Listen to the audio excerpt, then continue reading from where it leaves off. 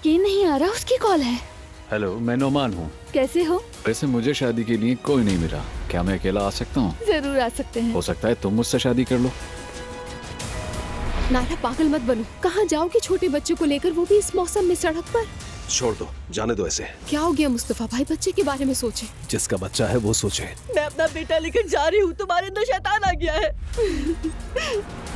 खैरियत है, कुछ हुआ है क्या? तुम्हें शर्म आनी चाहिए जुल्कर। चलो अपना सामान उठाओ, निकलो यहाँ से।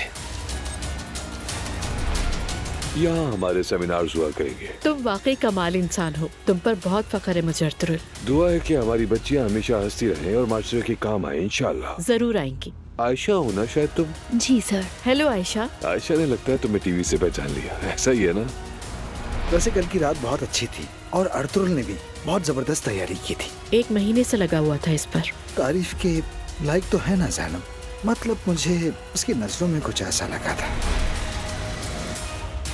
अंकल को कुछ बात करनी है तुमसे। अब बात करने का कोई फायदा नहीं असलाम। भाई तुम्हारी बात सही है, मगर हमें पहले पता लगाना होगा। हाँ मुस्तफा, पहले हमें तस्दीक करनी होगी।